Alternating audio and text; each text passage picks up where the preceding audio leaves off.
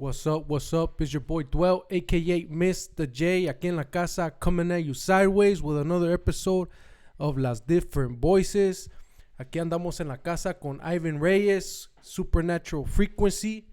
You know, how you doing, bro? I'm good. Good. Thank you for having me.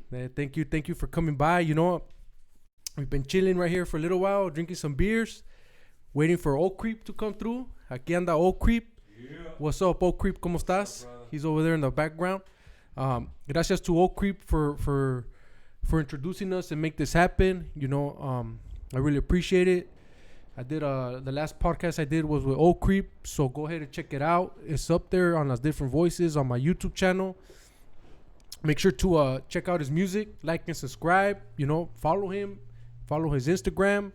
You could look him up through my friends, you know, on Instagram, just to make it easy. He's on there, Oak Creep. Saludos, Oak Creep. Aquí andamos. And once again, thank you for bringing Ivan through. What's up, Ivan? You came dry, bro. Hell yeah, it just started raining right now, so perfect timing. Just in time, bro. El Oak Creep, you know, he got out the car and thunder, boom. I was like, oh shoot, ya llegó el Oak Creep right there, bro. He likes his entrances, right? Yeah, bro. We were chopping it up for a little while beforehand, and we were talking about it. También, like, we should have been recording this because I know. You know, you were giving some good pointers too. Talking about some good stuff that probably will help out anybody, bro. You know, to me it was good. ¿Cómo se dice? Good knowledge to know. You're over here talking about AI, talking about websites, merch, how to sell it. Porque you're doing that right now, right? Yeah, I do it for myself and Oak Creek. Oh, that's right. So, okay. So, first of all, let's start like this. Porque también, pues, Oak Creep, you know, introduced us. How you meet Oak Creep? So I met him through his cousin about 11 years ago. Oh, sure. Yeah, 11 years ago through his cousin. I met his cousin when I started using Facebook to try to get like new clients and meet new artists to work with. I met his cousin on it, and actually my first day working with his cousin, he actually came through. We introduced ourselves, and then he hit me up to basically produce a remix track for his album. Oh, damn. So you were already making beats? Yeah. 11 years ago? I started actually about 18 years ago. Oh, shoot. Yeah. If you don't mind me asking, how old are you? Because you look young, bro. 31. Oh, 31? Okay. You're young. I mean, you're young regardless, but I thought you were probably in your 20s, you know? 20, 28, 29. I get that a lot, yeah. Yeah, so that's why I was like, oh, shoot. So you probably started young. Yeah. So since back then, you were already messing with music then, huh? But I sucked when I started, because I'm pretty much self-taught, so it was a long journey to get to where I am now. So you're technically, so you could also tell me, because we didn't talk about this, and pretty much what I know is from what I picked up is from Instagram. That's how I try to ask questions. So pretty much, también you're what, a producer? Yep. Also a singer? No, I don't sing. Oh, you don't sing? No. Oh, I thought I heard you singing. No. No, I don't. Maybe sing. I'm tripping. But so, yeah, go ahead. Yeah. So what I do is I first started making beats about 18 years ago, and then most of my music career, yeah. I would just produce, make beats for people, mix songs, master them for my clients.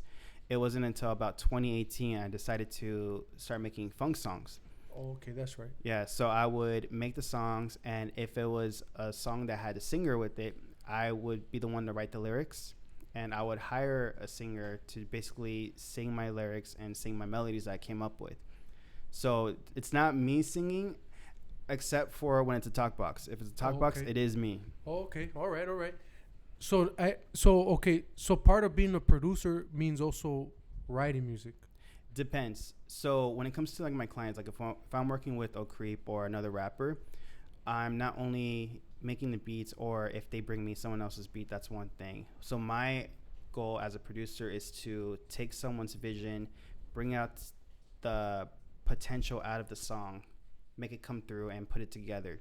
So for instance, if I'm recording an artist and they may think that their take that they just recorded was good, but I could hear that maybe it could be better.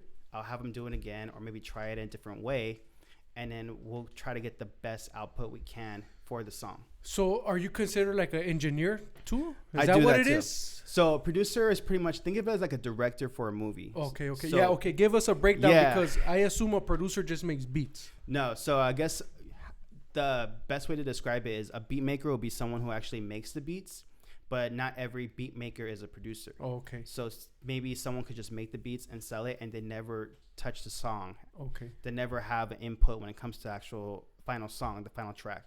So there's a beat maker, which I am also, and then there's engineer. So engineer would be someone who actually like records or mixes and masters a song. So puts the effects in, cleans up the audio. So that's one thing. And then a producer would be kind of like a director, and like what a director does for a movie. They make sure that everything goes together. They have a vision or work with someone's vision and make sure that that vision comes through as a final output for a track. So a producer could do multiple things. They can be a beat maker. They can be an engineer. So they could wear different hats. But pretty much a producer is someone who just puts everything together to get the best output for a track. Pretty much like a Dr. Dre. Exactly. Because Dr. Dre sometimes doesn't even write his own lyrics, but he makes sure, from my understanding, that the lyrics are good, right? Even Exactly. if they write it for him, Mm-hmm. he picks out what can be said or not be said. Kind of. Exactly. Like that, right? That's actually a perfect example because He's a Dr. Dre, because Dr. Dre, most of the beats, especially like his early beats when he actually had like original beats on 2001, most of those were co-produced with other people. So even though it was produced by Dr. Dre, he didn't necessarily make the beats all himself. So he just said yes and no exactly to everything. exactly. He had talented musicians in the studio with them, and he heard what worked best and he just put them all together and got the best parts into the final products. So you're like a Mexican Dr. Dre. Are you Mexican? I don't know. I'm half Mexican. Oh, okay. So yeah, you're like a Mexican Dre pretty much then. Right? That's the goal. Nah, that's dope, bro. I mean, like I said, a lot of us sometimes. I mean, I had a general idea. That's why I brought up, because I know he does everything. He doesn't just make the beats. He also but it's to still get the better understanding, Exactly. of what a producer really does, because not everybody knows.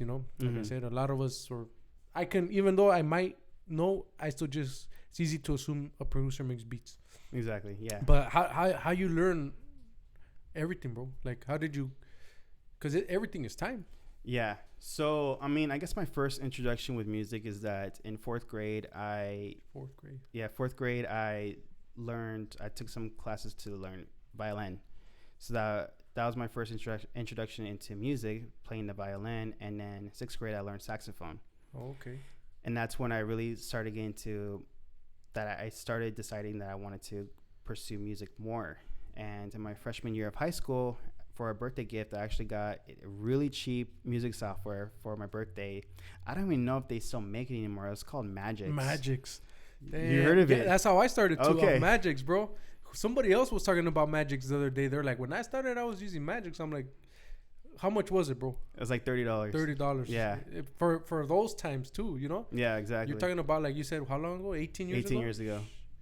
And it's part of Sony too, that program, right? I don't know. I don't remember if it was part of Sony, but Sony bought it. At least Sony owns it now. So I don't know if they always owned it or if they bought it from them. But yeah, it's Sony now. Because it's something you could find like in Best Buy. Yeah, That's where That's exactly where we got it. Best Buy and stuff like that. But yeah, bro, that's dope. But go ahead. I didn't mean to cut you out. No worries. So I started with Magix 11 Music Maker. That's exactly what it was called. And then I had no idea what I was doing. So pretty much, I think they had templates on there. So I would kind of study like what the templates had. And around that time. And this is when? How old were you already when you started using Magix? It's freshman year of high school. So I was probably around 2005. Yeah. So I was probably around 13. Oh, okay. So around that time, I started studying hip hop music. So I started teaching myself how many bars were in a verse. I would listen to Ice Cube records, Snoop Dogg records, nice. Count how many bars were in a verse. So that's when I learned, well, at least back then, an average verse was about 16 bars. And I had some knowledge from when I learned violin and saxophone, so I knew how to count time. So I knew that one bar, or in classical music is called a measure. One bar will be 4 counts. So I would count that while I was listening to the Snoop Dogg records, the Ice Cube records, and I'll be like, okay, 1, 2, 3, 4, 1, 2, 3, 4, so I can know exactly, okay, a hook is about 8 bars. So when I'm working on or trying to make beats, I'll make the beat 8 bars, and then a verse is 16 bars. So I try to learn from the records that existed and utilize that in Magix to try to like arrange and create beats off of that. So, and in those times, YouTube wasn't around. Now you could look up YouTube, bro. Mm-hmm. Now you can look up how to use Magix, Yeah. and they have tutorials for anything. Mm-hmm. You could learn how to make a bomb probably off YouTube, but YouTube wasn't around, and internet was probably still young. So how did you learn about measurements? How did you learn about? But because you could listen to music, but you're already saying bars, measurements. Yeah. So, like I mentioned, I had some exposure to music, at least music theory, when it came to like when I was learning violin and saxophone. Oh, okay, yeah, that's right. So I was aware of like the 4 count, and that's the most common sort of music timing when it comes to hip hop or sort of like pop music. So I didn't know at the time that a measure was called a bar, but I just knew I would count 1, 2, 3, 4. That's one measure at the time. And I would just do that and listen to the songs. And I used to have a bunch of notebooks where I just write down the lyrics of the songs, and then I would just number them. So, it'll be like this song, this line is bar 1, measure 1, measure 2. And that's how I would keep track of how many measures or bars a verse was and a hook was. Oh, okay. And I would study like the arrangement. So it would be like a 4-bar intro. Then I'll go into a 16-bar verse, into an 8-bar hook, 16-bar verse, and so forth. Oh, okay. Because that's a lot of, it's still a lot of time, Yeah. to get to learn all that stuff. And a part of making beats and then rap. So what you start with first? Like you said, when you started messing with programs and all, was it with rap? It was gangster rap. Oh, gangster rap? Oh, damn. That's, well, yeah, you said Snoop Dogg. Yeah, Ice Cube. exactly. Ice Cube, Snoop Dogg, West Side Connection. And then, did you write raps or what? Because you don't rap? I did back then. I did when I first started. I did. Mean, bust a flow. Nah, I can't rap. I never asked nobody to bust a flow.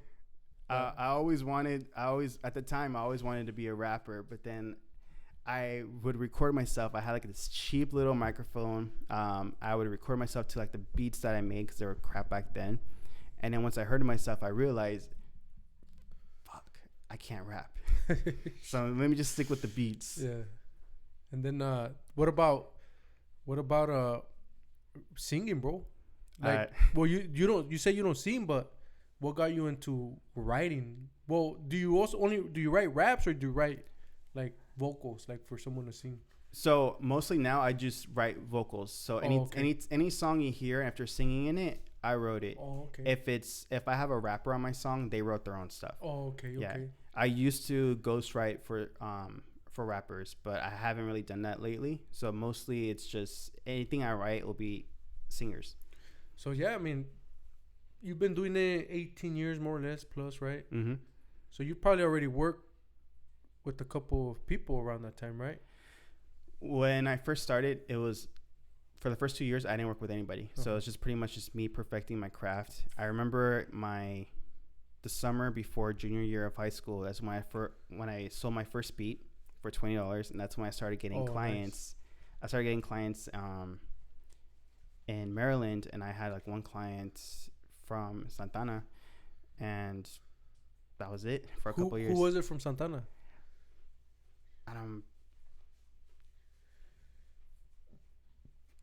We'll cut this part out, but I was trying to remember. Oh yeah, no, that's okay. Because you never know. That was busted.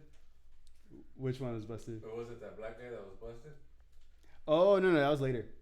Yeah, I had a client that would record everything with a cell phone in prison. Through jail? Yeah. Damn. Yeah. But yeah, this was. How would he transfer funds?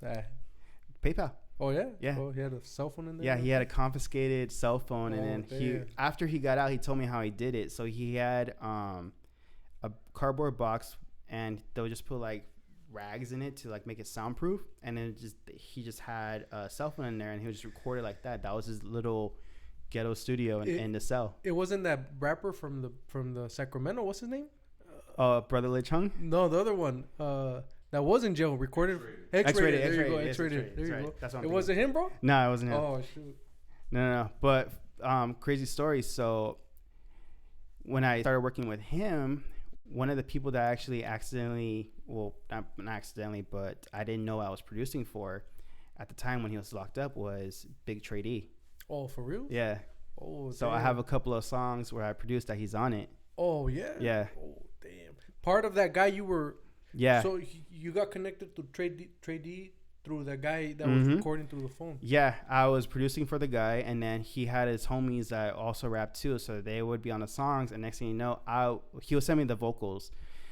He had a program on his cell phone that it would split out all the vocals in wave files. So he'll send me the wave files, and I'll mix them and try to clean up as best as I can. And then two songs, he would send me the vocals, and it would say Trey D on it. And I'm thinking to myself, sounds familiar? No, it's like, who the fuck's using Trey D's name? Oh, yeah, you would have. Yeah. So he was in jail, too? He was in jail at the time. Oh, it was right before he got out. I don't know if I'm sure he's still out. I think I saw him on Instagram. Out. Yeah. So it was right before he got out. Maybe like a year or two before he got out last time.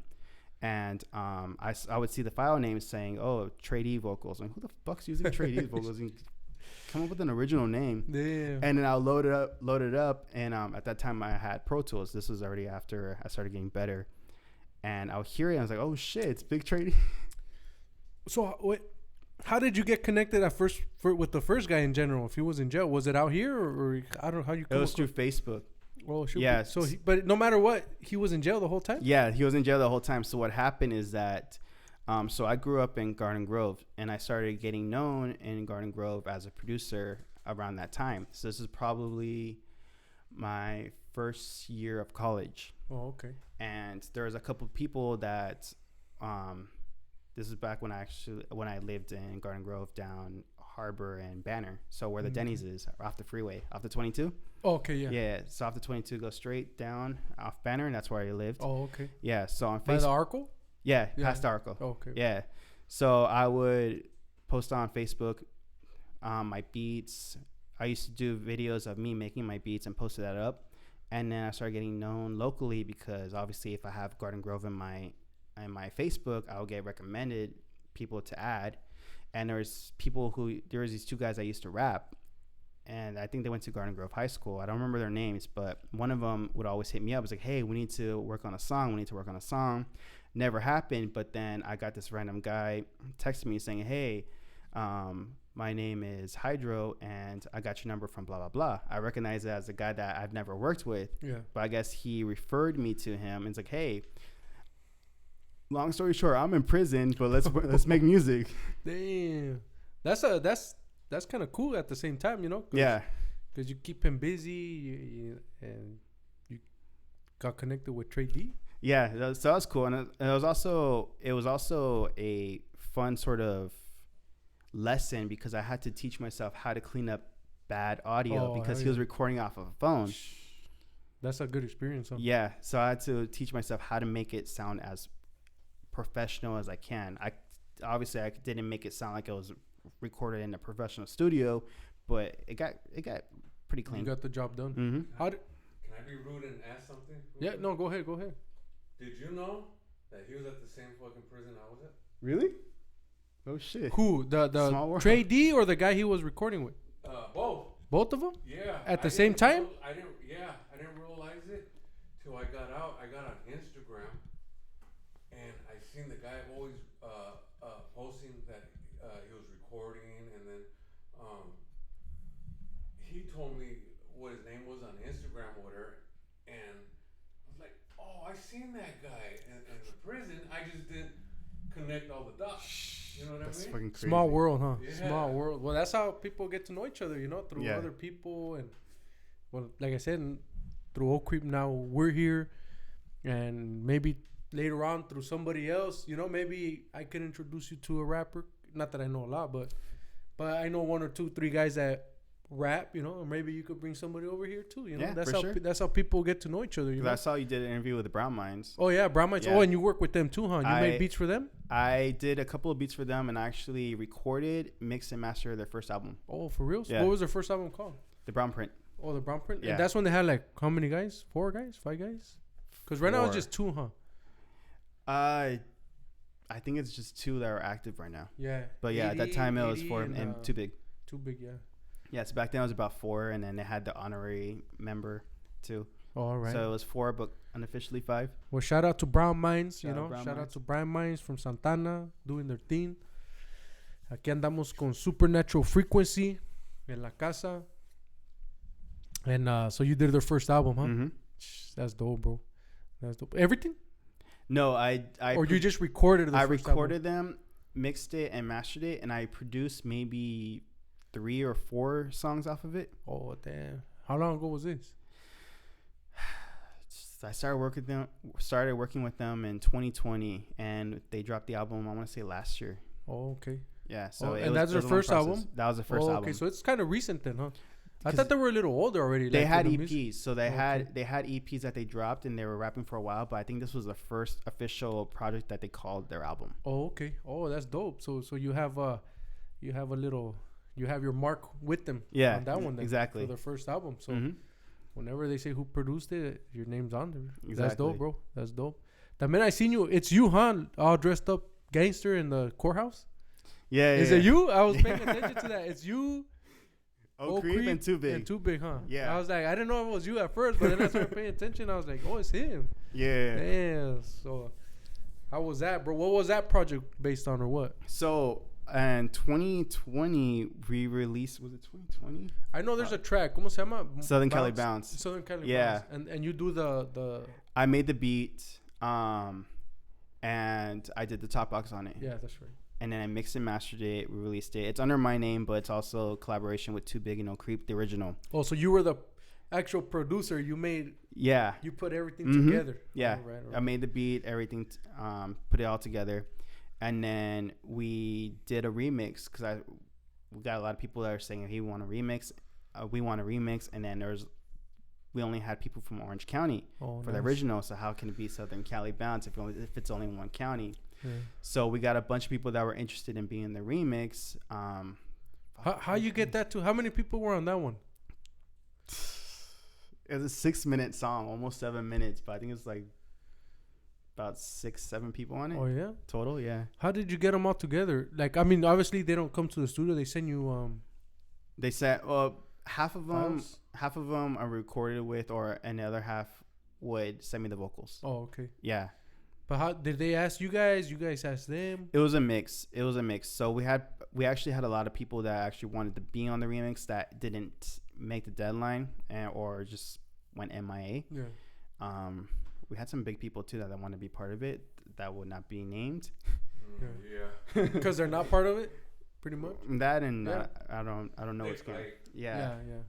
Might as well not bring them up. Yeah. So we Shout out to whoever's in the track. You know, Exactly. there's a couple, huh? Yeah, there's a good amount because we started with Too Big. Too Big brought AD into it, and then brought Doughboy Tony. Oh, okay, yeah. So he's in that's it. right. Then we got Still Authentic. Shout out Still. We got Epidemic on it. We got a couple other people on it. What's his Real Real Maniac. Yeah, Real saw that one. Maniac, and then King Drew, who actually passed away last year. Oh, sure. So he was on that, and so we got everybody to shoot the video for it in Miles Square Park. Oh, damn. That's where Yeah. it was at? Yeah. I didn't pay attention to it. I saw the video, but I just saw it real quick. Yeah, so it was Miles Square Park, and then we had a fun time shooting it, and then I decided that I wanted to put it on vinyl, and then I think it was Creep's idea. So that's on vinyl? It's a vinyl. The Yeah, photo shoot you're talking about, that's for the vinyl cover. Oh, sure. Yeah, so I think Creep was the one that came up with the idea of the concept of doing it in front of the courthouse and kind of doing it similar to The Time. So Morris Day's. Oh, that's where you guys got the concept came That's where from? the concept came Oh, from. shoot. I Yeah. think- Dress all pimped out. Yeah, Dressed up all yeah, pimped yeah. out in front of, because that was in front of like a castle kind of looking building. Sí, So me we, acuerdo, yeah. so we did it in front of the courthouse. And then I don't remember if it was Creep's idea or my idea, but we were like, okay, we gotta dress up like pimps or something. So Where'd you guys get the suits at? Creep had his. Oh, yeah? I got mine off of Amazon, and this is a fucking ghetto ass story, but I got mine off of Amazon. I ended up returning it afterwards. And, Yeah. Get your money back. It was only one time use. The only one time use. Just for the jacket. The rest of the outfit I already had. Chinchillas and everything. Exactly. Someone was wearing a chinchilla. Was it you? No. It was on chinchillas. I know, but it looked like a puffy one. No. I had like a sort of like a purple blazer because I wanted to kind of like be more reminiscent of like Prince. Yeah. So he was one of my influences when it came to like funk music. Oh, okay. So I wore like a purple jacket, and in honor of that. Oh, okay. And then for Too Big's, sorry, Too Big, I don't know if you wanted to keep this. So for his zoot suit, I bought it for him so we could return it. Oh, okay. So it was one time use, and it was tricky because we didn't want to take the tags off. Oh, so shoot. we had to like position him and pose him in a certain way because he had the tag right here on his arm. Shoot. So we had to like hide it the whole time. Oh, damn. No, pues ya sabemos, ya. We already know the secret. Anybody who knows me knows I do this often.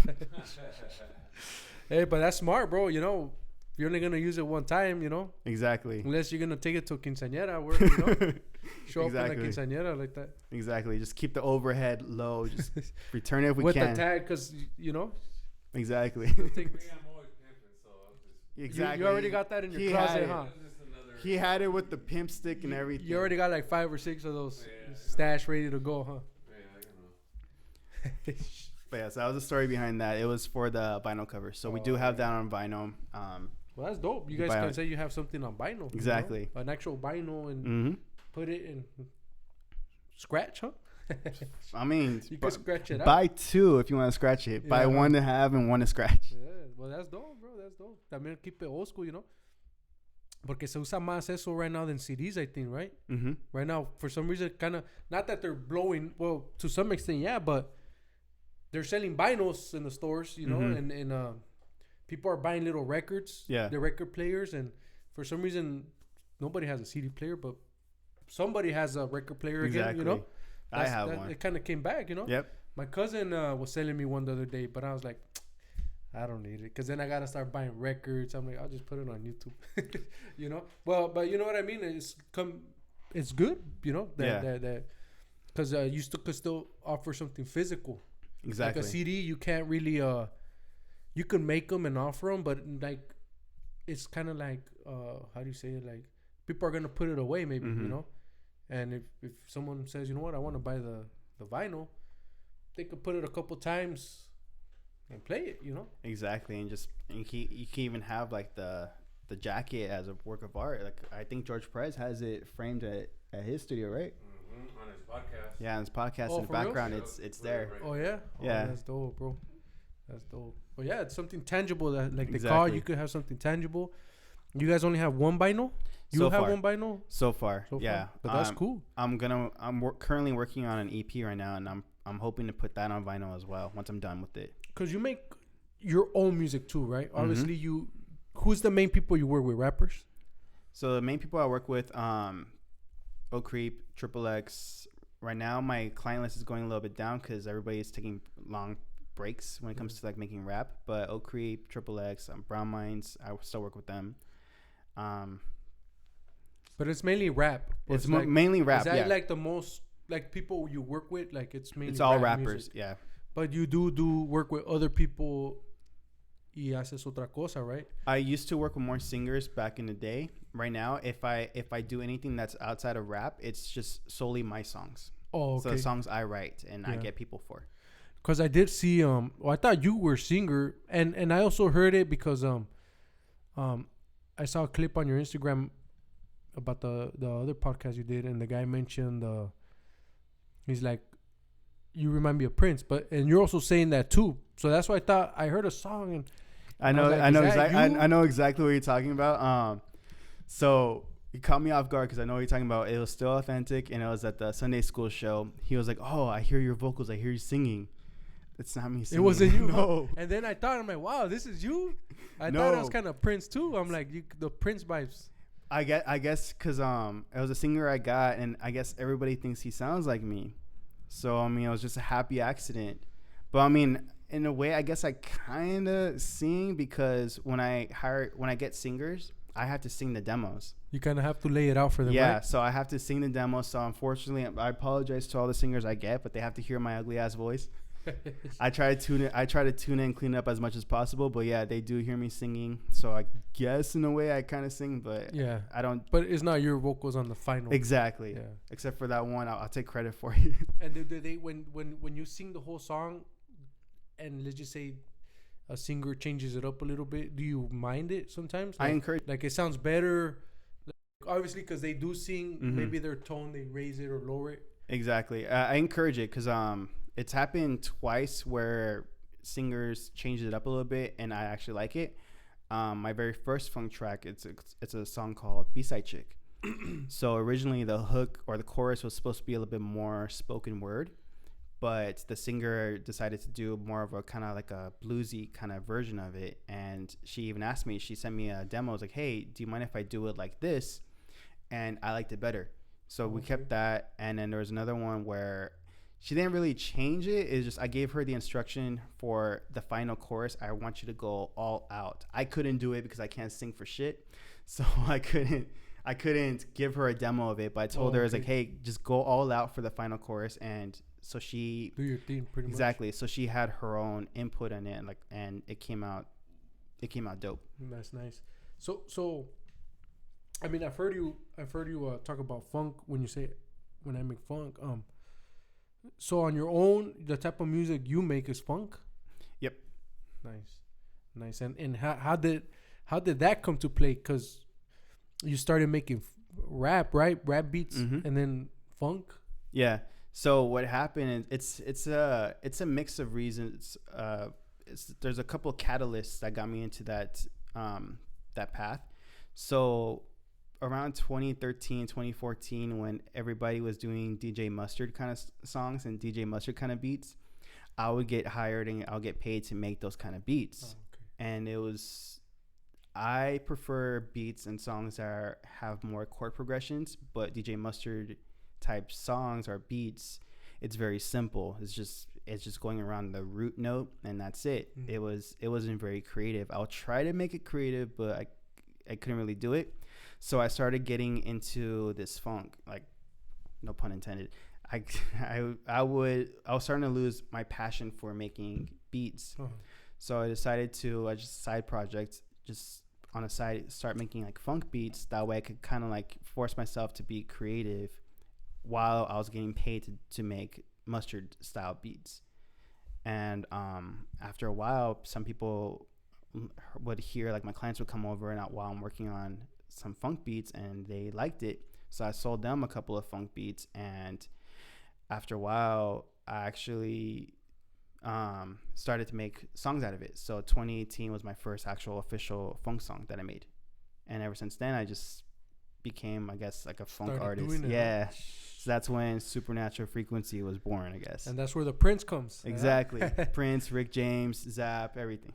The time, George yeah. Clinton, all my influences. Damn, that's right, bro. Well, rap and funk go hand in hand. They go hand in hand, yeah. Rap, if you think about it, Mm-hmm. well, rap in general, bro. Rap in general? Yeah. East Coast rap, it started in the East Coast, but if you really pay attention what beats and what sounds that we're using, no más que West Coast obviously dominated it Exactly. at a different time too. But in general, funk is hip hop, you know. Funk is rap because that's how it started, you know. Exactly. What's the major funk disco was kind of the same, but what's the major original rap song that came out? Sugar Hill Gang. Sugar Hill Gang, and that's Delight. funk, you know. Mm-hmm. And Grandmaster if you Flash. listen to old school, it's a lot of it is funk, you know. Yeah, a lot of it is funk samples, Exactly. and and if you listen to a lot of underground rare funk, there's some where it's like, this is from the 80s, you know, and it's like, it's a funk song, but then a rapper comes in. Exactly. But it's a funk song, and it's like, oh, shoot, this is probably from... It's just more that style is East Coast, you know? Yeah. West Coast switched it up to a West Coast style. But funk has always been part of rap, you know? Exactly. Without funk, there would be no rap. there will be no rap, you know, because then people started mixing soul, rock, you know. Soul is probably the second category, I'm pretty sure, that influenced rap, but it's still funk, you know. Funk is the... But even soul would tie into funk, because I mean, look at the Godfather of funk, James Brown. James Brown. That's where the most popular sample will come from, like those drum breaks. So they'll mix the soul samples with the drum breaks from James Brown, and there you go. You got hip hop. To this day, people are using funk. Doesn't matter. I don't know, but there's a lot of rappers still sampling funk. You know, mainstream rappers, underground rappers. So yeah, it's part of the tree, you know, pretty much. I guess if I could say it in a different words, it's part of the hip hop, or vice versa. Two trees. If you put funk in a tree and it branches out, hip hop's there. Or put hip hop, funk is up there. You know, exactly. The branch, exactly, or the root, it's whatever. It's a branch off the same tree. Yeah, or the root. You know, whatever, however you want to look at it. But it wouldn't be funk, you know. It wouldn't be funk, and it's 2024 pretty much already, and people are still, especially right here, maybe, I don't know, in the East Coast, but it's still relevant in, like, with the raza. It's getting bigger in East Coast again. Is it? Yeah, because there's a lot of new funk artists and new funk groups, and one of my singers that I actually hired is from Brooklyn. And I'm actually getting followers in New York now. Oh shoot! Well, talking about that, I wanted to bring it up. Where did you just come back from? I stayed in Bed-Stuy, Brooklyn. Oh, nice. Because you mentioned it, and I wanted to bring it up because I seen that you traveled también, but you just came back from Brooklyn. Why you go over there? What was the reason? Work, vacation? Vacation. Yeah. And what, you wanted to see the motherland of hip hop, or just to see New York in general? So I actually went to New York 2 years ago. I stayed in a bougie area in Brooklyn, but I wanted to stay in, like, the motherland of hip hop. So I wanted to stay in Bed-Stuy, which is where Biggie's from. Fabulous is from there as well. I think Chuck D as well. Jay-Z's from there. Yeah, Jay-Z's from there. So I stayed in Bed-Stuy. Later on, we're gonna see Oak Creek. I said a hit. But his own style, right? Exactly. Because it's, like you said, it's coming back. But yeah, bro. How long were you down there for? I was there for 2 weeks. 2 weeks, and we made it happen because I hit you up, and you're like, you know, I'm down, but I'm going to New York. I don't know if you said New York or Brooklyn. I'm like, well, hit me up when you get back, you know, and here we are, bro. What did you get out of over there? Did you get inspired? I actually did, yeah. Yeah, because you stayed in Bed-Stuy. So is it hood? Is it hood? Like you? It's a mix. I mean, they're trying to gentrify it. So where I stayed, it's a mix of, you'll see a couple like organic hipster kind of stores, but you also see like graffiti everywhere. You still see liquor stores. You still see some hood shops. Some guy selling crack and stuff like that still? That was another street though. But yeah, they had that too. It was cool because I actually liked the environment. You could feel the hip hop there. Oh yeah? Yeah. Like you could feel that hip hop. Exactly. Back to that again. It was in the air. Like there was murals everywhere. There was like graffiti. Like not like tagging. Like, oh, this is my hood, so I'm gonna put my name on here. It's more but legal graffiti. It was still illegal, but it was more art. Oh, okay. Like it was graffiti that you could see like on a shirt or framed. Oh, okay. It was more mural like. Oh, okay. That's dope, bro. That's a good experience too, and it's like on a bucket list for me too to go over there. One, it's New York. You know, obviously, I think everybody wants to go over there. Second, because of hip hop. You know, I grew up on hip hop too, so I'm kind of new school, but I still got influenced by B Street. You know, the B Street movies. There's another movie called Crazy Style, I think. You know, something like Wild Style. Wild Style. It's on Tubi. Oh, okay, I gotta check it out. I'm gonna put that one's more. Beat Street is a script. Wild Style is like a documentary, right? Oh shit. I think so. Okay. I think it's like a more documentary stuff, but it's 80s, you know? Like, yeah. It's still the same era of breaking. Yeah, exactly. That type of era. So. Yeah, just go on Tubi. It's there. Tubi. All right. I'm gonna check. Wild Style or B Street? Both. Oh shit. Right. I know B Street's on there. I'm gonna look at Wild Style. All right. I seen it once when I was younger. So all that stuff influenced me too, bro. So that's why I'm like, that's a good little, well, not little, but that's a good bucket list. Yeah. And you've been up there twice? Well, Recently, said, yeah. but I've been both are 4 Brooklyn? times. Oh, 4 times. Brooklyn is my second time. Oh, okay. Yeah. Where did you go before? So the first 2 times was Manhattan because I didn't know much about New York back then. It's just it was on my bucket list. I wanted to go. That's it. That's more like the easy tourist spot to hit Exactly. out. That's probably where I'd go if I go to New York to Manhattan. I recommend Brooklyn. Brooklyn is better. Mm-hmm. Is that where hip hop started? Some people debate it, right? It's debatable, yeah, because Brooklyn is definitely one of the places. Honestly, it could be different. Some parts people as say well. Bronx. I was gonna say Bronx is probably And another some one people too. say Queens. Mm-hmm. And I just hear because what's his name? KRS One. You know, Mm-hmm. but it's debatable, right? Yeah, exactly. It's debatable, but still New York. New York is Yeah. the original. But I definitely recommend Brooklyn. I saw that you went to Rome too. Yeah, that was 4 years ago. Oh, 4 years ago. Mm-hmm. Where else have you been? I haven't traveled that much. I just started traveling recently because honestly, like until recently, I've always grew up and just been dead poor. Oh, just like Yeah. all of us. Yeah, so Just like all of us. I never had the money to Yeah. do it. But I heard it. You know what? The thing is, from what I heard, is a lot of it is not even that expensive. It's just doing it, right? It depends. I mean, you have to have some money, but yeah, and I don't believe in getting into debt, or at least bad debt. So if I travel, I always try to pay everything cash, never credit cards, never loans, anything like that. So that's why I usually only go on vacations like every 2 years or so. Yeah. Well, that's good. I mean, as long as you set your mind to it and let's go, you know what I mean? Yeah. That's all you got to do at the end of the day. Mm-hmm. You don't have to be rich to do anything. It's just setting your mind and working on that goal. You know, Exactly. even if it takes a year or two. Exactly. But setting your mind, and $3,000 later, you have a ticket, and I'm pretty sure with $2,000. I mean, if it's just you, I mean, maybe 1,500, right? If you 3-4 days. if you know how to like find good tickets for a good price, because I book my stuff like a way ahead of time, so it's cheaper. Yeah. You just have to learn how to finesse the system. Like look up tickets on Tuesdays. That's usually when they're cheaper.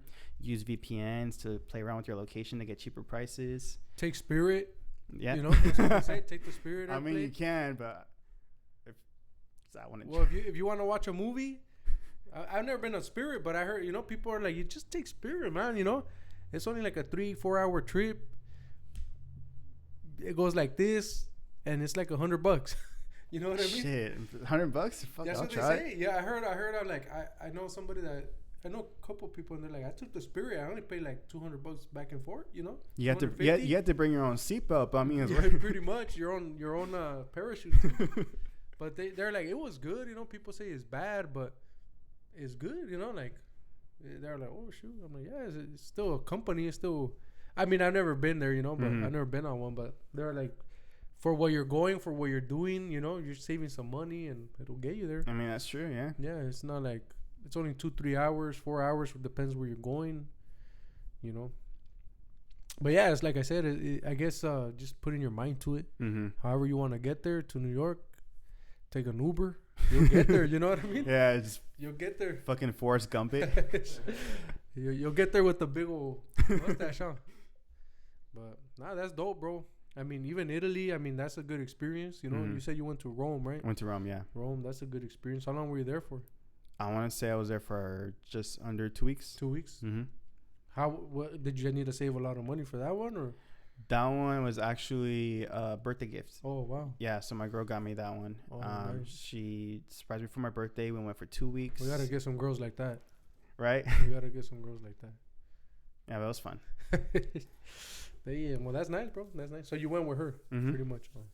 Oh, I thought she said vete. Nah. No. Imagine. okay. Shit. Here, I got you some tickets to Rome, vete.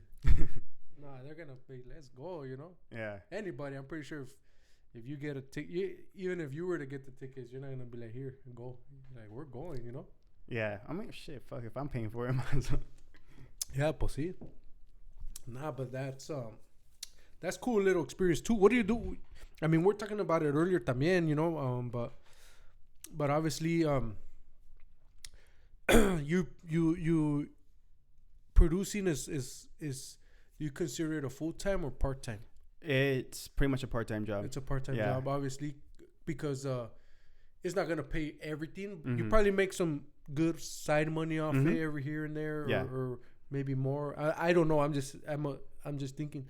So you have to, like everybody else, have a real job, you know. Mhm. And you say, what is your real job, man? Because everybody thinks, even you do get to meet people. At the end of the day, you could be a good rapper, a good rep, but it's only gonna make you so much, have a good reputation, but it's still gonna get you so much money. Yeah, exactly. So everybody has, even all the mainstream Chicano rappers or hip hop, however you want to call them, they all have still a 9 to 5. You know what I Yeah. mean? Unless you're Snoop Dogg, Yeah, exactly. that you don't need you don't need a 9 to 5. Exactly. Not there yet. But that way we all get to know too. I mean, you gotta hustle. You know, you Mhm. can't just. You might go. I'm not saying you, but I'm saying anybody can go broke. Just even if you have the best skill in the world, Mhm. you might go broke just Exactly. focusing on making beats Mhm. or rapping. Even if I'm good, I'm not. If I quit my job, I'm gonna go broke, bro. You know what I mean? Because we only get to people only get to a certain level. Mhm. You know, it's kind of rare for especially a Latino guy to in the rap scene to Yeah. really be having paparazzis behind them. You Yeah, know what I mean? exactly. So what do you do, bro? Like, So my daytime job is I work in finance and accounting. yeah. So and you were saying Monster. So you got the Yeah. hookup with Monsters. Monster Energy. Yeah. So he supplies, by tons, by kilos. So if you guys want some, nah, no te creas. But yeah, that's what I'm saying. And we need, you need extra money. Mhm. Do you use that money also to or do you make enough money? I'm not saying, but does your music supply you to keep making music, or do you have to use your 9 to 5 also to invest? So music, I do make enough where I can invest it back into music, Yeah. and I use that as for my saving and my spending money. But if I want to upgrade something in my studio, then that will come from my 9 to 5. Oh, okay, yeah, Yeah. because it's a little just to maintain. Obviously, to maintain what you have, your music supplies Yeah, exactly. your work. But if you want to say a maybe I don't know, an extra laptop, then you gotta put in from your Exactly. from where you work, right? Especially since it depends, because it's never a steady income when it comes to like music. So 2020 I made a lot, like not to brag or anything, but I did make a lot because I had a lot of clients. I got a good amount of royalties from because I dropped an album around that time too. Oh, and I want to mention that too. Yes, I dropped an album and it did very well internationally. So I would get some good royalties from one track that did very well in Mexico. Oh, in Mexico? Yeah. Okay, let's talk about that because I saw that you put a gold plaque and you said it went gold in Argentina. Mhm. I'm like, what the heck? Yeah. Okay, so well, first start with Mexico because you already said Mexico, All right. and then you could go over there. So I have some people that I have connections with when it comes to their playlist curators. So one good way to get your music heard in different countries or different audiences, or just get your music to get some good exposure, is to get it on playlists. So I have this guy from, I want to say he's from Ecuador, and he hooks it up on his like playlist. Like he has a bunch of playlists that do well in the Latin countries. And he's what? I believe he's from Ecuador. No, but what does he do? He's a playlist curator. So he creates playlists, and he has like thousands, like hundreds of thousands of followers for his playlists. Oh, okay. So I submit like songs to him. If he likes it, he puts them on his playlist, and then he knows which playlists the songs would do well in.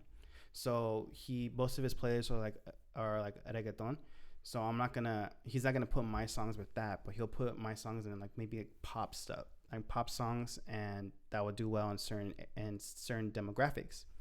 So when I dropped my album, I sent him all the songs. He went through them, picked a couple of them, and one of them, it's called Blush, did very well in Mexico, which I'm surprised because to me that's my worst song. But that's your worst song? So to me, it's my worst song on the album, or maybe in general. And then it did very well in Mexico. Is it in Spanish or English? It's English. Oh, yeah. If for in English music, They do real good over there, huh? Yeah, especially that's. I mean, it's a funk song, so I guess they liked it. It has its own scene over there, huh? Probably. Mm-hmm. Probably. There's, Yeah. there's own culture over there. Mm-hmm. Just like hip hop, también is pretty good over there in Mexico right Yeah. now. Right now, pues ya ves Santa Fe Clan. Mm-hmm. It's still probably not accepted by the as much as as for Mexico, but there's already probably there's a good fan base regardless, you know. Yeah. But it's still not considered like, but as a whole country, you know, maybe like hip hop is here, that is pretty much part of America now, but in Mexico, but still, it's still you could come up over there probably right now, you know.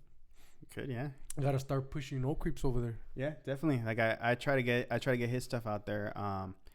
He actually got us a connection with Japan. Oh, for real? Yeah, so our shit's selling over there too. Oh, damn. Like CDs, like hard copies are over there. Oh, for real? Mhm. Oh, sure.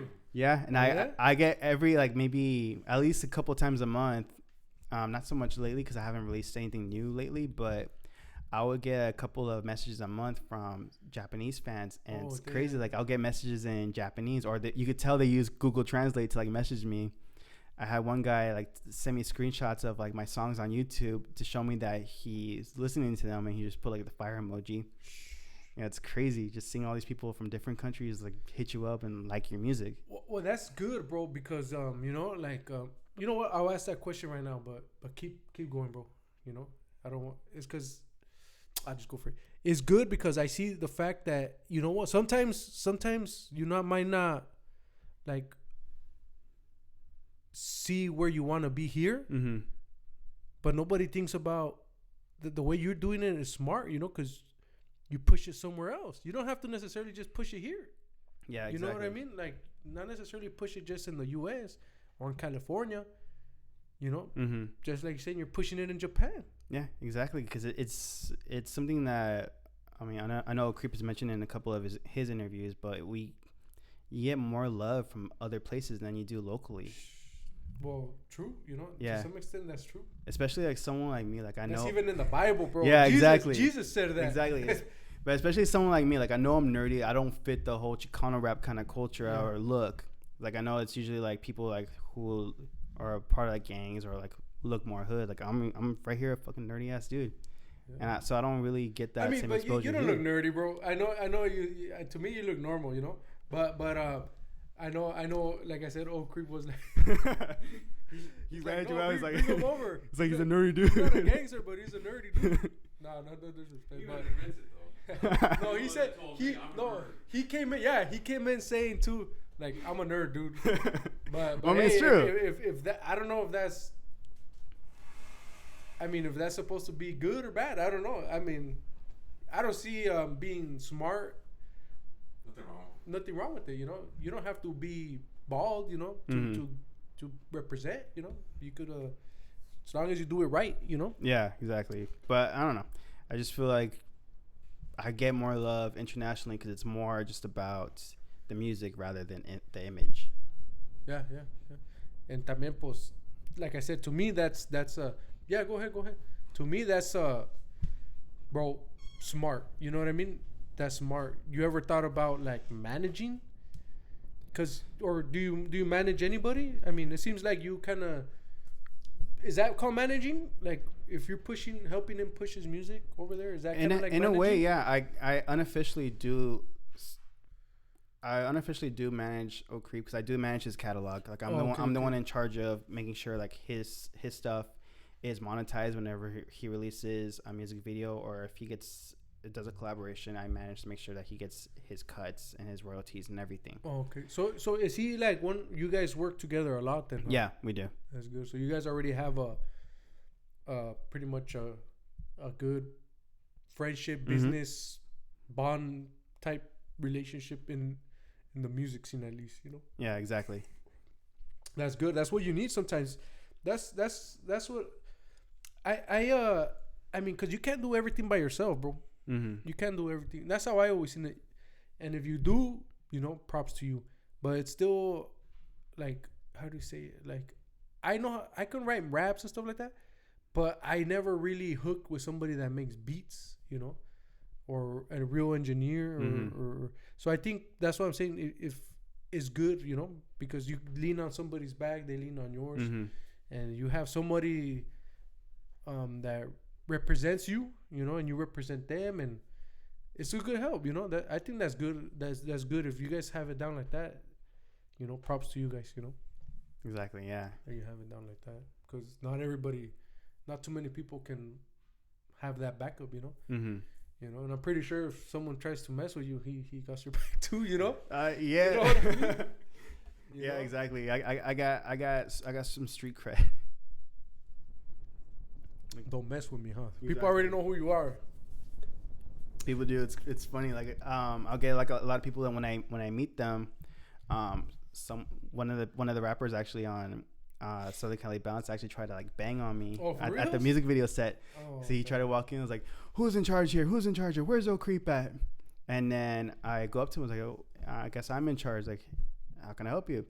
I was like, "Oh, where's Old Creep at? Who are you?" I was like, "I'm Ivan Reyes. Nice to meet you." He's like, "Oh shit, Ivan Reyes? You're the producer? Oh shit, nice to meet you, man." Sorry. So once I mention my name, like people don't really recognize me by my face, but once I say who I am, they're like, "Oh shoot, Ivan Reyes, oh Creeps guy, oh blah blah's guy, oh blah blah's guy." Oh shoot. So you've put in, you still got some respect through your work. You know, that's what's important, también. You know, I think that's what's more important, because I saw homie. And I went to a show. Se llama G-Rod. Shout out to G-Rod. He was one of the first guys that came to my podcast también. You know, cool guy, you know, very cool guy. I went to a show, and I was like, you know what? Props to him. You know what I mean? Props to him. He's doing his thing. I don't think he's selling music, but I'm like, you know what? He's performing. You know what I mean? And there was a lot of people there to see him. You know, I'm like, he put some respect to his music. You know, and people. It's not about how much you sell or how much. It's about people respect your work, your craft, your craft. Exactly. I mean, you know, because you could sell 1 million, but nobody go to your show, maybe you know, or stuff like that. But hey, if through your music, people say Ivan Reyes, también is probably because through your music, you know, through your work. Exactly. They heard of, or they seen what you do. They've heard what you do. And that's good too, you know. That's good. So, props to you, bro. Thank you. Props to you. But where were we at? I just started ranting, bro. Not ranting, but I started going off. No, it's good shit. That they were hitting you up, and then you scared them. Pretty much. The Japanese fans, yeah, they'll hit me up. Japanese, back to Japan. What about the Argentina stuff? Okay, so same thing with the same guy with the playlist, but I was looking at my stats, and I saw that I got a lot of plays in Argentina, and actually Argentina were actually downloading and buying my track, like, so not just playing but actually buying and downloading my song. So I looked into it. I was like, do I have enough for a gold record? And it turns out that I did, but in order for you to get a gold record in Argentina, you need to have an Argentinian address. I need to be a citizen. Oh, damn. Yeah, so what I had to do is I had to get an agent in Argentina. So it's similar to if you want to start an LLC in a different state like Nevada, you will need to have an agent. So it's basically someone who represents your name and gives you an address in that state. Oh, okay. So what I did is I found somebody, and for like $100, $200, between $100 and $200 a year, they would be your agent, and you would use their address. Oh, okay. So they would represent you as a Argentinian citizen. So I got that, and I submitted. I had to sign up for, I don't know if it's pronounced CAPIF, but it's like their version of RIAA, the company that certifies like gold and platinum in America. Yeah. It's the Argentinian version of that. Oh, shoot. So I signed up with that, use this guy as my agent, use his address. So to them, it looked like I was an Argentinian citizen. Oh, shoot. Yeah, so I submitted my stats. They verified it, and then certified my song Sparks as gold. Oh, damn. That's dope though, bro. Yeah. And how many you have to sell to become gold? So they have different options. for streams, I want to say it's 100,000 streams, but all you need for downloads is 10,000, and that's what I got. Oh, wow. That's good though, and it's an English track too in Argentina. Mm-hmm. But Sparks is a girl singing. Yep, she's actually the one from Brooklyn. Oh, okay. Oh, damn. So you got a girl from Brooklyn to work on. So you're everywhere, bro. Yeah. She's from over there, and she hit big over there, and then it comes back over here. Mm-hmm. That's dope, bro. Yeah, I work with people everywhere. Like the song that everyone thought I sang, he's from here, but I had a girl singer on it, and she's from Romania. Romania yeah. too. Damn. So I'm working with everybody. Like I did a song recently with someone in Japan, someone who bought my album, and I guess she's a singer, so she wanted to do a song with me. So we did a collaboration on that too. Well, that's dope, bro. That's kind of like a good experience, I think, right? Yeah. For you. Definitely. It's crazy. I mean, because obviously I'm not living that experience, but for you, it's probably like, where do you want to go with this? Let me see. Let me ask you, where'd you want to go with this? Well, I mean, my goal in general is just to do this full time. And you think that's soon? I mean, if from your eyes, what do you think? What do you think it's gonna take? So there's two routes where it could happen. One, if something happens, like some miracle, and I can actually live off of the money I make off of music, then it can happen soon. But it's just luck, hard work, and a little bit of luck. So I can't predict that. But the other thing is too is like I was a finance major, so I know how to work with money, save with money, and plan for the future.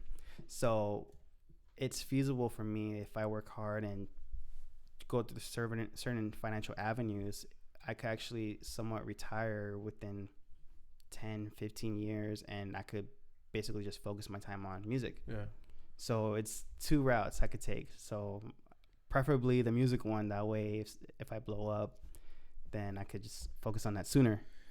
And at the end, it's just how you take it, right? Yeah, it's exactly. Just where your mind wants to, because it's still a ¿cómo se dice? Any route you take is a risk, right? Exactly. Because if you think about it, it's like you go full time now, but also if you wait till you retire, you know, I mean, you could focus, but you kind of still got to rebuild from there once you start. I don't know if that makes any sense. That makes sense. I mean, I don't know, but it's everything is a risk, you know, at the end of the day, you know. I mean, you could start now and build and maybe succeed, maybe fail. But at the same time, you could take the other route, but at the same time, because you got to push the other job, you know. Yeah, what I mean? exactly. You got to push the other job, so you let go of certain things, you know. And that's what I mean. It's like you 15 years from now you retire, but then you pretty much gotta ¿cómo se dice? Stabilize yourself. I don't know, like start from there, you know what I mean? And that's still 15 years from now, you know. No, yeah, I get you. But hey, you know what? Anything is possible, bro. Anything is possible. Like we were talking about, if you set your mind to it, anything is possible. Exactly. You know, and it doesn't matter if you do it now or later, but that you do it, and that's what you would want to do. You said, huh? Yeah, exactly. That's good, bro. That's good. So much. ¿Cómo se dice? Best wishes to you on that aspect. Thank you. Anything is possible, bro. Thank you. I mean, just with hard work, right? And not giving up. Yeah. And even as long as you like it, right? Exactly. As long as you like it, as long as you have fun with it. Exactly. No matters, matter what. right? Because even I'll be 99 years old, still making fucking gangster rap beats. That's right. Some funk, también. Oh yeah, of course. Some gangster rap beats, some funk. Anything you're working on with right now? Well, we have a bunch of music in the vault for Old Creep. So Right. whenever Old Creep wants to drop songs, he hits me up. I was like, hey, which song should we get from the vault to drop? So we have a bunch of that.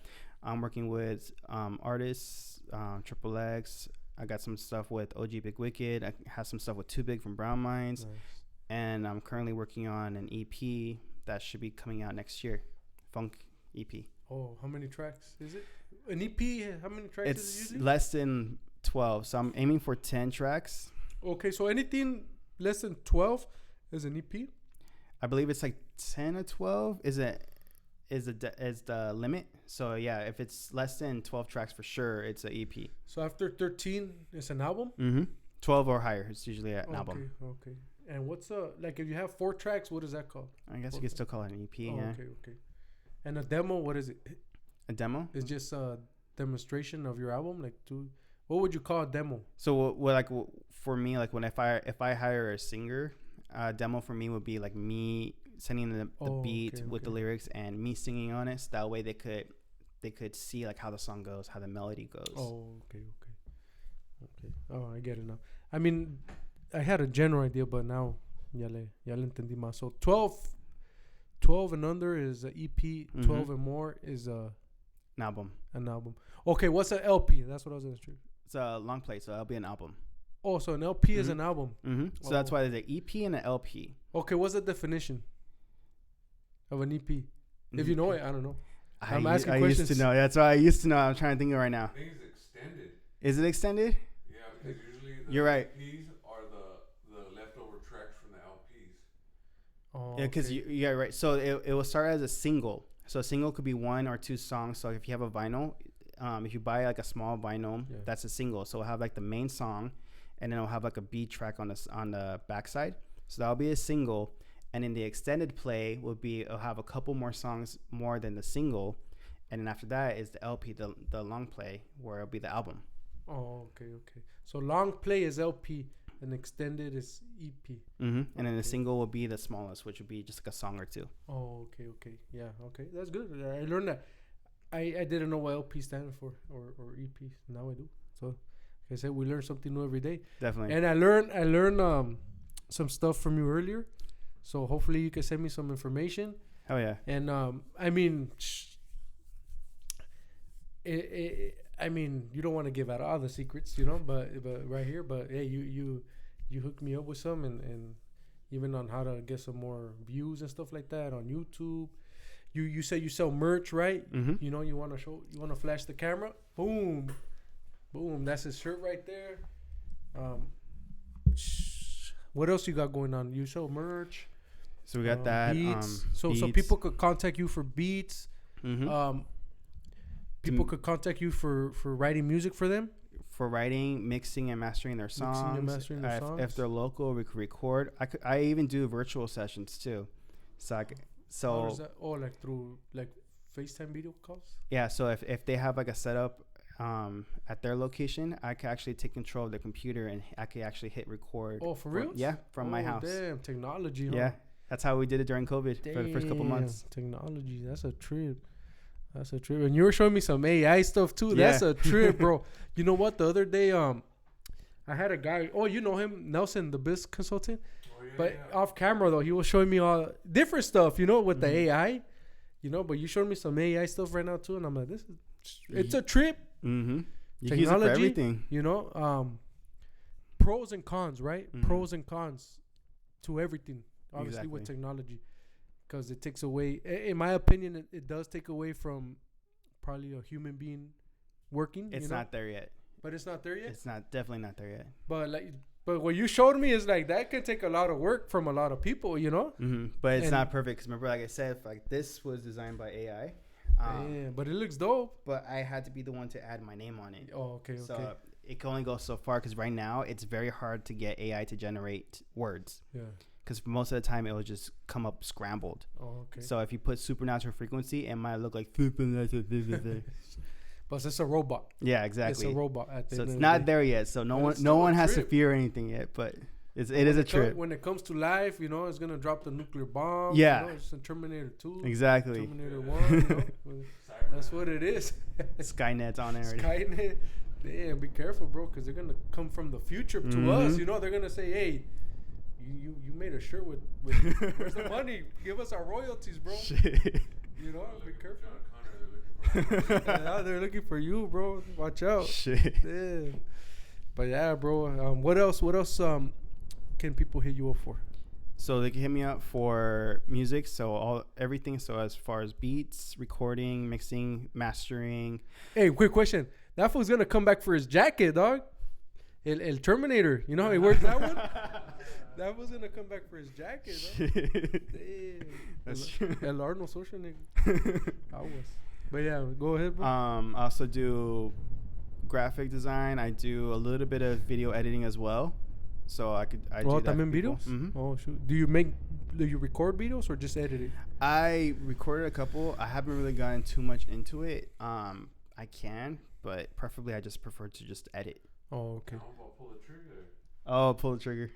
How much? I mean, we're almost running out of time. No, go ahead. Go All ahead. right. So for pull the trigger, we came up with this concept for the music video to pretty much, it's Oak Creep getting sucked into the digital world in the 80s. So we shot it almost entirely over green screen, and then I edited it. Damn. I edited it. So it looks like the aspect ratio. So aspect ratio is pretty much like the size of the screen. So everything is HD right now, widescreen. So average video is like this size, but we shot it like it was in the 80s because aspect ratios were smaller. So it looked like it was an old VHS tape from back in the days. And we did everything very old school, like 80s sort of like CGI technology. And it just looked like it was a video from the 80s. Oh, damn. And that's how. Where did you do the green screen at? We found a place, studio in Orange. Oh, okay. So we shot it there. And oh, so you rented out a spot pretty much? Oh, okay. That's Yeah. dope, bro. I thought you did it like in your own. I mean, we could have, but Oak Creep's fucking tall. So that's kind of hard to do. From the door or something. Yeah, exactly. He's going to be like on his knees, like recording. Yeah, so Damn. we Well, that's dope, bro. we needed a whole place for him. And who did the recording and all that? You did? I did. Oh, that's dope, bro. That's You dope. did the graphics on there, man. It looks awesome. Is that an actual video out? Or Yeah, talking it's about- on Oh, it's YouTube. out? It's on my YouTube. What is it channel. called? Check out. Pull the trigger. Pull the trigger. I gotta check that By out. Oak then. I Creek. probably did see it the other day. It's. Did you ever hear that song? Push the it button. Sounds like a 80s type, like Nucleus. Push the button. electric funk type. I gotta check it out. I've heard a couple, but not all of them. It's like a gangster fight electric funk. I probably heard of it. I gotta check it out. Yeah, so it was inspired off of that song. I made the beat. He recorded with me. He Nice, rapped nice. it. And then we did the video, very 80s. Nice. I gotta check it out. Pull the trigger. Yeah, we're doing stuff nobody even thought about. Yeah. We're like so ahead of the curve. Yeah, I'll check that out, It's like bro. different Sounds videos. interesting. I'll check it out. Whoa. Back to the Terminator, Yaves. You took him back in time, bro. That's true. That's true. Yeah. Back to the Terminator. They're gonna come for you. Hey, you're using our technology, bro. Yeah. But I'm going back to more old school because my new EP is called Analog Odyssey. So I'm touching more vintage 80s stuff. Oh, So okay. hopefully they lay off me a little bit because I'm not touching the future shit anymore. Yeah, don't touch it because you already took their jacket, bro. They're gonna come back later. Shit. Nah, but that's good, bro. That's good that you guys are doing good things, good things. And then I'm glad you're from Orange County. You're from Garden Grove, you Mhm. said. That's where you base yourself out of still, Garden Grove? I was born in Santana, but I was raised in Garden Grove. Oh, okay. Different parts in Garden Grove, but pretty much I grew up right off of Banner. Oh, okay. So off of Harbor and So Banner. that's good. Finally, I get somebody from Garden Grove. I had Oak Creek from Orange, and like I said, and then I had two guys from Anaheim. So that meant spread. I'm glad you came in. Represent a different part of Orange County, and pues, I really appreciate you coming by, bro. Appreciate being here. Where can they look you up at if they want to hit you up or check your music out, stuff like that. You can find my stuff on Spotify, Apple, everywhere under Supernatural Frequency, and on Instagram it's super_freak FREQ 714. I'm also on TikTok supernatural_frequency. So is your name Supernatural Freak or Supernatural Frequency? What is So it's the official artist name. Yeah, Is that Freak? the official artist name is Supernatural it? Frequency. For all the girls but out there, all the looking girls at they them, call me Super Freak for that's short. That's todo. Super Freak. Oh shoot, Rick James. Exactly. No, yeah. Taking it back to the funk. Ya estoy mirando. That's good, bro. So Instagram, Spotify. Your music is on Spotify, YouTube. Everywhere. YouTube también. I don't have an official YouTube channel. I'm gonna start doing more music videos for my music, so I will be on there soon. But for now, like all the songs are on YouTube. on like YouTube Music, so you Okay. can't find it. Oh, you so can it find is on there. YouTube? Yeah, Okay, YouTube Music, but Mhm. no music videos. no music videos. So like where it just shows like the album cover or the Yeah. song cover. That's it Oh, okay. Yeah. Okay. for now. Cool. Yeah. No, that's cool. So that way we could check it out. I could check it out. And hopefully whoever listens to this, at least, help supports, go support him. Go check his music out. Any shout outs you want to do? Shit. Let me just get my list just in case. I don't want to forget anybody. Let's see. All right, going to my messages. So, shout out to Masapan. Shout out to Oak Creep. Shout out to you. Thank you for having me. Thank you. Shout out to Still. Shout out to Triple X. Shout out to Epidemic. Shout out to Royale, One of One, Betsy, Big Listo. Shout out to OG Big Wicked, Brown Minds, of course, everybody in there. Shout out C's. And if I forgot you, I'm sorry. I was just going through my messages. Well, shout out to everybody. Exactly. That's right. Everybody that knows you, everybody that worked out with you, that works with you. Exactly. Any messages? I always tell everybody this: a positive message you want to send out, maybe to a kid, to an adult, doesn't matter, in regards to any type of message, as long as it's positive. I always tell people if it comes from your heart, I grew up a nerd, and I make gangster rap with a bunch of people, and my music is heard international. Don't be afraid, just do it. That's right. What else? That's pretty much all you gotta say. You know what I mean? That's like, it. Don't be scared, pretty much, Exactly. right? Don't be scared and just do it. Just do it. That's it. That's it, bro. It doesn't matter how you look like. Mm-hmm. It doesn't matter how you talk. Doesn't matter your skin color. I don't know. As long as you put respect to what you do and to your name, right? Exactly. And they just do it. And after that, nobody's gonna judge you. At the end, they'll back you up, like we're talking about. Old Creep's gonna shoot some lightning to whoever messes with you, bro. He came in here, so te digo, no salió from the door, and I was like, oh shit, damn. Yeah, no, pues thank you for coming by, bro. Thank you for having me. Appreciate it. Thanks to Old Creep for coming by, for putting this together. Much love, much respect to both of you guys. Keep doing your thing. And I hope we can eventually do this again. For sure. I do plan on recycling everybody, like not recycling, but bringing back everybody eventually for a second round. So hopefully we could do this again, For sure. and continue from there. And like I said, go follow his music, go follow his page, his Instagram page, go support him, hire him to do your work. If you want to make music and you can't write music, hit him up. You need some beats, right? Mm-hmm. Rap, funk, everything. I used to do R&B too. I can still do that. That's good. So he works with rappers, people that sing. So hit him up. Hit up Ivan Reyes, Super Freak, Super Frequency on Instagram. I'll put the link up there, and you could also just through my Instagram, you could look him up right there. Just put Super, and he'll come out. Looks like a robot on the picture. AI. Right? Yeah, an AI. So follow him, and support him, and stay tuned for more videos, and go just support him, And thank you very much for coming by again, bro. I appreciate it. I appreciate it. Thank you for the time, for coming by, and like I said, hopefully we could do this again. For sure. Peace.